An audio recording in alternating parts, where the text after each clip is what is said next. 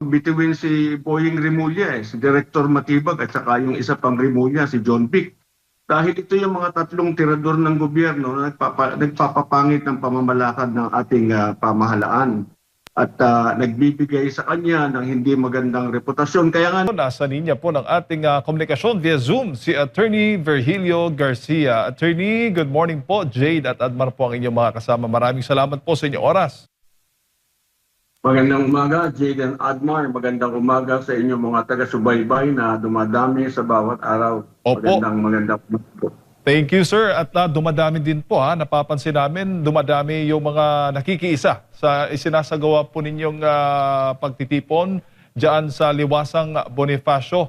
Kumusta po, attorney, at gaano ito katagal itong ginagawang pagtitipon every week, kung hindi ako nagkakamali, ang pagtitipon po ng UPI o United People's Initiative kasama pa ng iba pang mga kababayan po natin? Opo, nagsimula po tayo nung isang linggo, araw ng Biyernes, kahit na umuulan, nakaipon tayo doon ng maraming tao. No? Estimate namin doon mga 10,000. Kahit na minamaliit ng mainstream media at ang pinapakita nila yung kokonting tao nung wala pang tao, marami po. Kita naman natin punong-puno yung Liwasang Bonifacio. At kagabi, maliban sa nag-overflow ang tao hanggang dun sa kabila, hanggang dun sa may ano na yun, umabot na sa underpass, no? Tapos dito sa kaliwa at sa kanan, yung tao sa ilalim ng puno, puno din yung pong ilalim ng puno, puno din ng tao.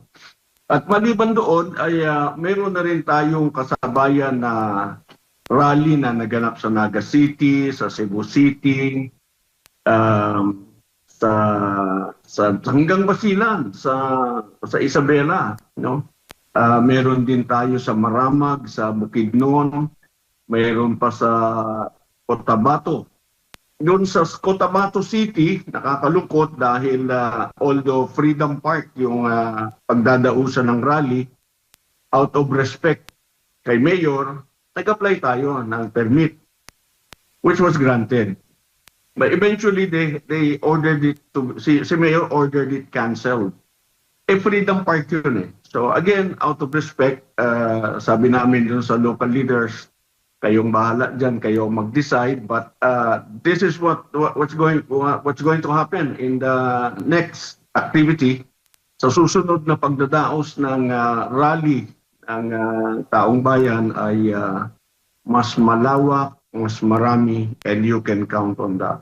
Opo. Attorney, ano ho yung pinaka-mensahe, pinaka-pangunahing layunin? Bakit po ito isinasagawa ng ninyo, pinangungunahan po ng UPI at kasama po ng mga kababayan po natin? Ang UPI po ay naninindigan sa pagsunod, paggalang at pagtatanggol ng ating saligang batas. Ayaw po natin na ang saligang batas ay binababoy nila.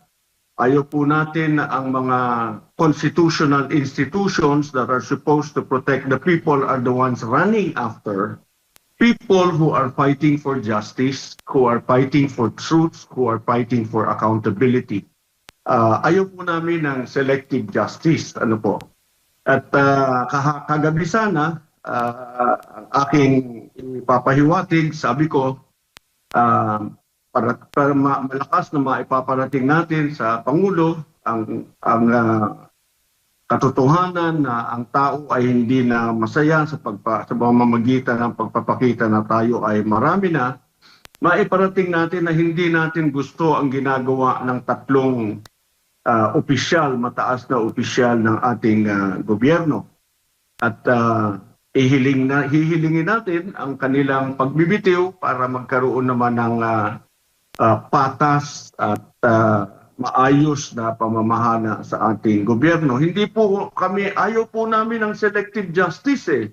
Kung sino yung lumalaban, kung sino yung nagsasabi ng totoo, kung sino yung nagbubulgar ng iskandalo ng mga nangyari, yun ang kinakasuhan para tumahimik. Ano po? Nakita naman natin na yung pinakadalawang huli na lumalaban ay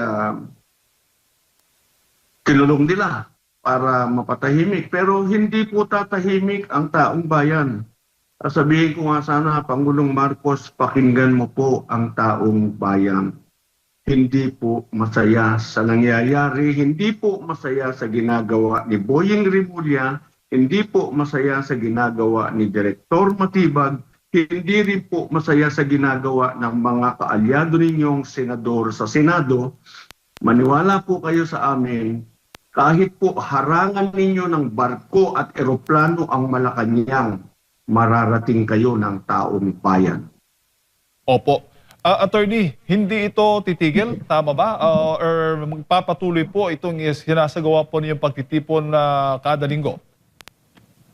Magtutuloy-tuloy po ito. Nagulat nga po ako kagabi na ang sigaw na ng taong bayan ay Bongbong resign. Hindi na-catch na aking radar yung Bongbong resign dahil hindi namin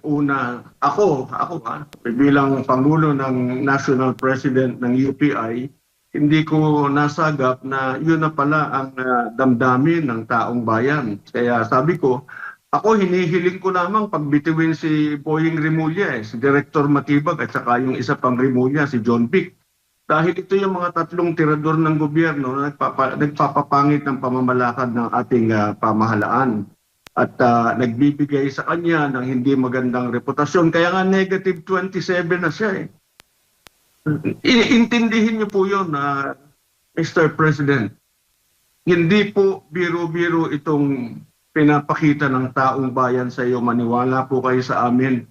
Dadami, lalawak ang rally para ipahatid sa inyo na ang taong bayan ay hindi na masaya sa nangyayari sa ginagawa ng inyong mga kaalipores. Kailangan po pakita namin mayroong kasuhan, mayroong pakulong sa mga senador na napangalanan na tumanggap ng baleta, sa mga congressmen at congresswomen na kaalyado ninyo na tumanggap ng baleta. Kailangan po makita rin namin sila behind bars kasama ng mga ikinulong ninyong mga lumalaban para sa demokrasya natin. Opo. Anong masasabi ninyo na sa halip yung mga kongresista na nabanggit po ng mga dating sundalo ang ipakulong, ay may bago ngayon, itong si Senator Alan Peter Cayetano naman po ay naaharap at posible pong imbestigahan dahil nga daw sa issue ng SEA Games at maging itong flood control projects dyan daw po sa Taguig City. Yun nga ang pinupuntirya nila yung mga hindi nila kaalyado, no, para tumahimik. Ngayon, dahil sa gusto rin nilang pakialaman yung saligang batas na maliwanag na sinasaad, yung 24 at yung 16 gusto nilang pakialaman. Hindi ako maintindihan yung mga taong naniniwala pa sa kanila. Hindi ba nila intindihan, niloloko lang sila ng gobyernong ito. Ang liwaliwanag ng saligang batas, hindi po kami papayag na pakialaman ninyo yung 24 at 16 dahil yun po ay maliwanag na nakasaad sa ating saligang batas. There is no room for interpretation. Malinaw na malinaw po, 24. Wala pong sinasabi sa ating saligang batas na yung nasa ibang bansa at yung hindi makaboto dahil nasa ospital o nakakulong ay hindi mo nabibilangin doon sa denominator, doon sa constitutional threshold. Yan po ang malinaw na nakakagalit sa ating mga mamamayan na harap-harapan, akala nila hindi kumikibo noon, ngayon kumikibo na po, nagpaparamdam na. Kahit po ay nakita nyo naman ang takot, nakikita naman nila, daman-daman naman namin dahil ang harang sa Malacanang, meron ng container van, meron ng mga barbed wire na 7 layers yata yun. Mr. President, that is not going to protect you when the people does not want it anymore. Makinig po kayo habang may panahon pa. We do not like chaos, we do not like anarchy. Ang gusto lang po namin, patas-patasin ninyo yung mga pinangalanan, kasuhan nyo, ikulong nyo rin. Ayoko pong magpangalan dahil alam nyo naman po kung sino-sino na sila. Pinangalanan po sila ng Brave 18. Huwag po ninyong gipitin yung Brave 18, kinakasuhan ninyo para tumahimik, kinakasuhan ninyo para hindi na magsalita, para matakot. Hindi po ito demokrasya. Ito po isang example pa. with your kind indulgence. Yes, sir. Go ahead. Napakasama po yung ginawa ninyo kagabi. Maraming tao dun sa rally. May nagpadala po ng 2 bus na lugaw para man lamang panawid gutom ng mga nagrarally. Ano po ang ginawa ng tauhan ninyo? Hinuli yung bus. Hinuli yung bus para hindi makarating yung pagkain doon sa rally. Saka nakakita ng bus, sabi kulang daw ang papel. Hinanapan ng diferensya. Dinala sa kung saan. Tapos nung pinayagan, wala ng tao, wala na. Nag-alisan na yung mga tao. Nasayang yung pagkain.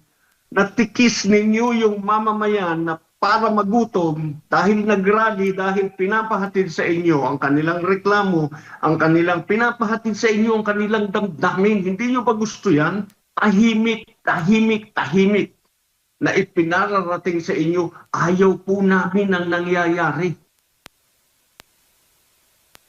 Opo. Attorney, bago ko lang ipasa kay partner Admar, sabi ni Senator Ping Lacson, nangangalap na po sila ng mga ebidensya at testigo para matiyak daw na makulong itong si Senator Alan Peter Cayetano. Anyway, bago po siya mangalap, yung po kasing mga ebidensya naman laban kay Senator Ping Lacson, kay Senator Tito Soto, maliwanag na bakit hindi nila unang-munang arestuhin yung dalawang yan at nang magkaalaman. Alam po ninyo, sasabihin ko na merong, well anyway, wag na po muna. Baka we will be telegraphing our action later. Pero yan po si Ping Lacson, yan si Tito Soto, dapat po yan ang mga unang imbestigahan sa Senado at ikulong. Kasama po dyan yung mga tumanggap po ng maleta. Lalo na po yan si Erwin Tulfo, kasama rin po yan sa mga dapat. Sabi, wag na raw pag-usapan yung flood control. Sus Mariosep, lubog ang bansa. Nalulunod ang mga tao, wag pag-usapan ng flood control. Bakit? Kasi tumanggap din siya ng maleta. Wala po kung bintang na ginagawa sa iyo. Ang nagsasabi po niyan, yung mga nagdala ng maleta sa iyo. Yung pong mga ganyan, dapat po, kung gusto kong talagang patas-patas ang laban at yung taong itinalaga na hahabol sa mga ito ay patas, wala po magiging reklamo ang taong bayan. Hindi po yung hinahanap nyo pa yung dokumento laban sa Taguig, laban sa ganito. Bakit po doon sa Ilocos Norte, obvious na obvious. Doon sa district ni Congressman Sandro, bakit hindi ninyo imbestigahan doon? Kitang-kita naman doon. Bakit hindi ninyo unahin doon? Una-una pinapasok ninyo yung mga anak ninyo sa politika, nag-dynasty kayo. Hindi nyo ba naisip na your children can be subjected to the same discipline that the law requires? Mga political dynasty na yan, nanginginig na yan ngayon dahil ma-imagine mo, pinapasok mo sa politika yung asawa mo, yung anak mo, pagkatapos ngayon madadawi sa skandalo, makukulong. Can you imagine that? Hindi po patas. Yung po ang sagot ko sa inyong tanong na kayo nangangalap pa kayo doon sa ng ebidensya kuno doon sa Taguig, ng ebidensya kuno sa kung saan. Kayo po may ebidensya na ang linaw-linaw. Huwag po ninyong i-discredit yung mga witnesses, hindi nyo po papel i-discredit. Dapat po tanggapin ninyo, paimbestigahan ninyo, doon ninyo i-cross-examine, doon nyo ipakita yung weakness na sinasabi ninyo doon sa kanilang testimony. Madali naman po yun Kung talagang walang ebidensya sa cross-examination, lalabas po yan. Pero gusto po namin ng patas na treatment. Huwag po ninyong patahimikan ng taong bayan, hindi po tatahimik ang taong bayan. Maniwala po kayo sa akin. Sa susunod na pagrarally ng UPI, mas marami po. At yung BBM resigner, nagulat din ako dyan yan ang feeling ng tao. Ayaw na ng tao sa kanya. Ang sigaw ng tao kagabi, kung nadinig ninyo, ang lakas. BBM resign, I cannot stop that. I cannot control that anymore. Yun na ang sentimiento ng tao And you can still turn the tide. Show us some justice. Accountability. Hindi po ubra yung winaward yung sinasalaulan ninyo atin sa ligang batas, hindi po ubra yan. Hindi po pwede, Mr. President, we are requesting, please listen to the people. There will be more, I assure you. More people, more places, and we are going to start to show this next time outside of the country, and you cannot control that. Itong rally po kahapon, nung umaga, hinarangan nyo ng kung ano-anong harang yung mga kalsada papunta doon sa rally venue. Hindi nyo rin po napigil ng tao, mas dumami. Kagabi, we estimate the people there to be about 20 to 25,000. Hindi po totoo yung 4,500. Yung mainstream media natin, nakakalungkot eh. Kaya ang tao ngayon, ang pinapakinggan na, SMNI Net 25. Yan. Attorney, opo, Attorney Sedmar po ito, magandang umaga. Nagkahamunan po si Senator Cayetano at hinamo niya ito pong Senate Blue Ribbon, no, na sabi niya na okay lang sa kanya na imbestigahan siya kaugnay doon sa SEA Games 2019 na issue, basta buksan din muli yung Senate investigation, Senate Blue Ribbon na investigation kaugnay sa flood control project. At naipahayag po si Senador Erwin Tulfo na itutuloy. Narinig na rin natin ito sa mga nakalipas, no? Kaso hindi pa rin na itutuloy hanggang sa nagkaroon ng bagong liderato sa Senate Blue Ribbon. After nun, nagkaroon ulit ng liderato sa Senate Blue Ribbon. Kayo po ba yung maniniwala na babalik pa itong investigasyon sa Senate Blue Ribbon Committee kaugnay sa flood control? Dalawang bagay po. Una muna, yung sinasabi ni Senator Alan na pumapayag siyang imbestigahan. Kapareha siya ni Senator Jinggoy. I am willing to face the music kasi wala silang kasalanan. Kahit na anong gawin nyo, sige, basta patas. So, yun yung pinapakita sa atin ni Senator Alan. Mag-imbestiga ka, wala ka namang makikita sa akin. Pangalawa, hindi ako naniniwala doon na babalik pa. Dahil talagang gusto nilang i-railroad gusto nilang itago.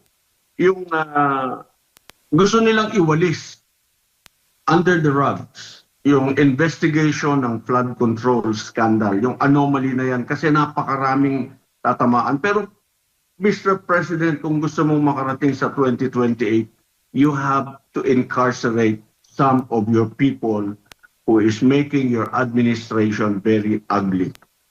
Yung mga sinabing tumanggap, hulihin mo na rin, ikulong mo na rin, and then let's see. Galangin ninyo yung testimonya ng mga tao. Huwag ninyong pigilin ang mga nagsasalita. Huwag ninyong sikilin ang kalayaan ng taong bayan. Opo, at malapit na rin po ang State of the Nation address ng Pangulo. Narinig natin noong 2024 yata, kung ako nagkakamali, pinagmalaki niya yung libo-libong mga flood control project. 2025 nang sinabi niyang mahiya naman kayo kasi after nung kanyang pronouncement, nagkaroon ng malawakang mga pagbaha talaga at nasubukan kung andyan ba talaga yung 5,500 ba yun, ang mga flood control projects. At dito nga nabulgar, nabuksan yung flood control anomaly 2025.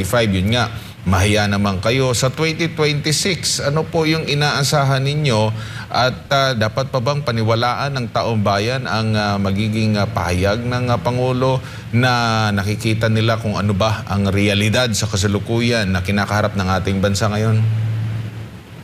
Actually, napag-uusapan yan Ang nadidinig ko, nobody's excited about this SONA anymore because sabi niya, ano na naman kaya kasinungalingan na sasabihin ng presidente sa atin? Alam mo, dati-dati excited ang tao they excited na madinig yung ano nangyari, ano mangyayari, na manggagaling sa Pangulo, how he is leading the country to prosperity. Puro po kasinungalingan, puro pambobola yung ginagawa ng ating Pangulo. Wala rin siya. Siguro ang gusto kong madinig sa kanya, sabihin niyang kami ay sumasang-ayon sa United States na ang ICC ay dapat nang tibagin dahil wala itong jurisdiction sa mga bansang hindi niya miyembro at mga kumalas na sa kanya.